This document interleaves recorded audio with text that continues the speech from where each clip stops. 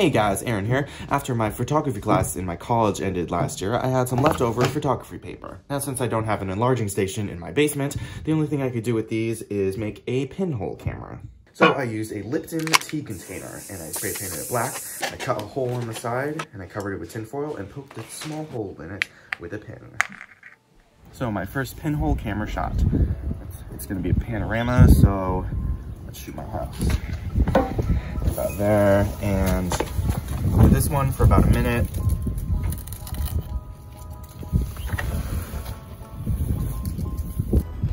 Okay, so it's been a minute. Now we have to open up the dark bag and then take the paper out and put it back in the box to be developed at a later date. Okay, I took the exposed paper out and I put another paper in. So this one I'm gonna do 5 minutes.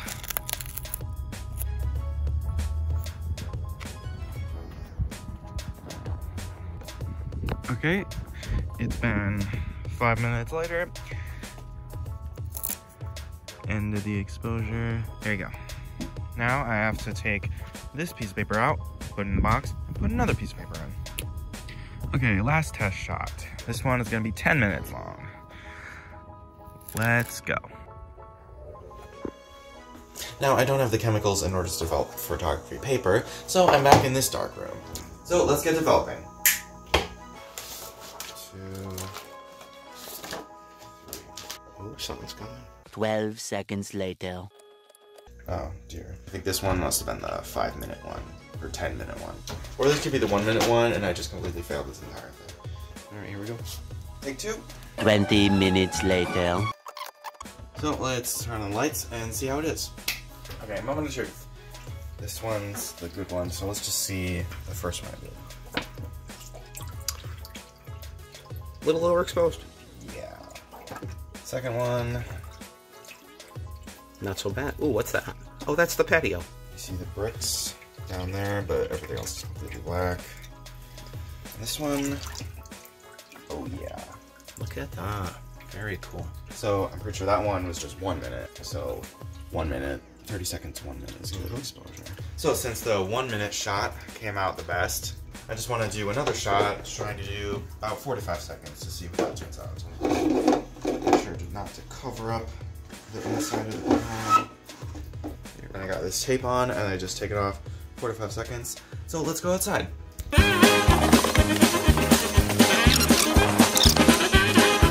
So we're outside on this nice, wealthy suburban neighborhood.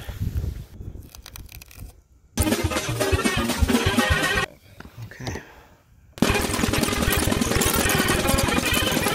Say hi, Mr. Sherman. Hello, Peter. And now we're back, so let's develop this one shot and see if this pinhole camera really works. 3 days later. I guess bright sunshine is 4 to 5 seconds is even too much. Got something in there. Look, there's a shadow. There's a shadow of you holding the tube. There's a shadow of me with the picture. One more time. 20-second shot, bright sunshine. 1 eternity later. Ooh, more better.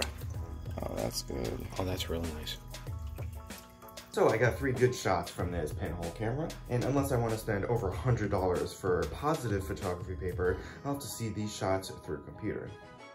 Unless instead of photography paper, I use actual film and then print this back on photography paper, that would be positive. Wait, this is basically a mini version of this, and this could fit film. So wait, why don't I just make this into a mini pinhole camera? So let's do it. So if you want to make a small pinhole camera with a film canister, you have to use a black one, obviously. So you cut a hole in the side, cover it with tinfoil, and stick a pin in it, just like the other one. So in the dark, I would need to pull a small amount of film out of here, cut it exactly to this length, and then place it in here, making sure not to cover the lens right there, cover the top, and we're good to go. And I went on a website called the Equivalent Exposure Calculator, and I calculated that normal exposure on 400 ISO on a bright day would be about 2-second exposure for an f128 pinhole camera.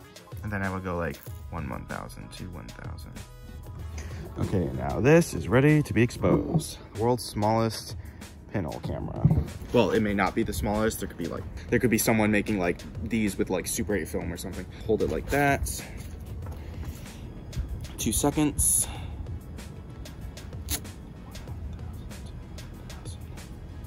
See if that works.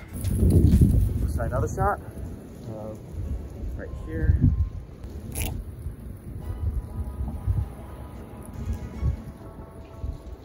There you go. Let's try this.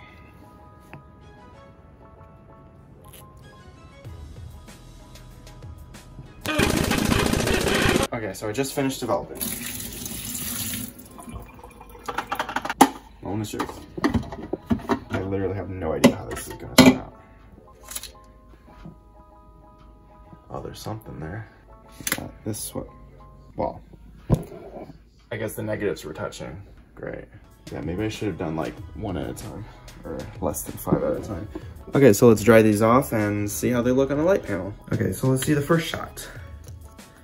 Yeah, it's a bit dark, but let's just turn up the brightness, and you can see that it's a good panorama. And here's the camera scan of it. That's actually pretty good. I didn't think it would turn out well, but this one actually pretty good. Then we have another one. This one's a pretty good panorama too, except for this black thing over here covering some of the lens. I think that's part of the blue tape. When I cut the hole through it, some of it was like sticking out. So let's cut that off. And then we got this. Yeah. So lesson learned, don't put 5 strips of film and have them all touching at the same time. We do have some of the image on there. We got the hot air balloon wind fan thingy. And then we got this. I don't know how half of it was exposed to light, but you can see that half of the panorama of the woods was pretty good. Okay, my father is busy making a pizza, and my cats are busy begging for food. So let's take a shot inside. And I did the measurements, and inside would be about like 1 minute to 2 minutes. Oh yeah, pizza. Now for the second roll. Yeah, that's much better. That's a full panorama. Here's the camera scan, and this actually looks pretty good. The second shot inside, and that's actually pretty good. About a 1-minute-long exposure inside is good for this film. Well, 4 out of 7 ain't bad. Actually, that's like 57%. That's like a solid F, but at least it worked. I haven't seen lots of videos about people using film canisters and small strips of 35mm film to make pinhole cameras. Everyone else just uses photographic paper. I'm not saying I'm the first guy to do this, but I'm just saying that my images turned out pretty good. Okay, I'm back in the darkroom, and for shits and giggles, I just wanted to see how photographic paper in this pinhole camera turned out. Jesus, it's bright. Let's do some pinhole camera shots. Let's start at 1 minute. Right here. Okay, I actually think I did the math wrong. This was f200 at a longer focal length, 20 seconds for photography paper. But this one I did 1 minute, so this one's probably going to be pitch black. This has a shorter focal length, so the light will be more bright. Okay, that was way too dark. So let's do 10 seconds.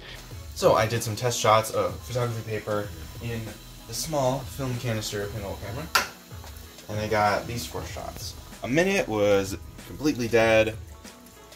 10 seconds was also dead. 5 seconds, or 2 seconds was a bit too dark. But then like half a second, I got this shot. You know, I'm thinking if it's just gonna be like half a second, I don't really see the point of doing more of these small photography sheets. I'm only going to use that if I decide to do pinhole photography again. So that was how to make a pinhole camera.